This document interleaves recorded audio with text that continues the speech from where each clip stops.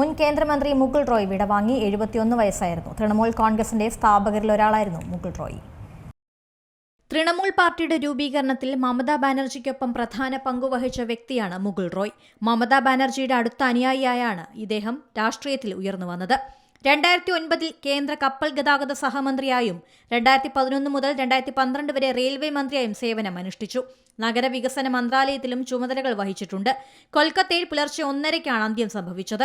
2017 BJPയിലേക്ക് ഇദ്ദേഹം മാറിയിരുന്നു. 2019 നിയമസഭാ തെരഞ്ഞെടുപ്പിൽ മികച്ച പ്രകടനം കാഴ്ചവെച്ചു. 2020 BJPയുടെ ദേശീയ വൈസ് പ്രസിഡന്റായി. 2021 ബംഗാൾ നിയമസഭാ തെരഞ്ഞെടുപ്പിൽ BJP സ്ഥാനാർത്ഥിയായി മത്സരിച്ച് വിജയിച്ചു. എന്നാൽ MLA സ്ഥാനം രാജിവെക്കാതെ തന്നെ തൃണമൂൽ കോൺഗ്രസിൽ തിരിച്ചെത്തി. ബംഗാൾ നിയമസഭയിൽ കൃഷ്ണനഗർ ഉത്തർ മണ്ഡലത്തെയാണ് പ്രതിനിധീകരിച്ചിരുന്നത്. ഇന്ത്യയുടെ 32ാമത് റെയിൽവേ മന്ത്രിയായി സേവനമനുഷ്ഠിച്ച അദ്ദേഹം ബംഗാളിൽ നിന്ന് 2 തവണ രാജ്യസഭയിലേക്കും എത്തി. National desk C Malayalam news. ഏറ്റവും പുതിയ വാർത്തകളും വിശേഷങ്ങളും വിരൽത്തുമ്പിലറിയാൻ സി മലയാളം ന്യൂസ് എല്ലാ ഡിജിറ്റൽ പ്ലാറ്റ്ഫോമുകളിലും ലഭ്യം.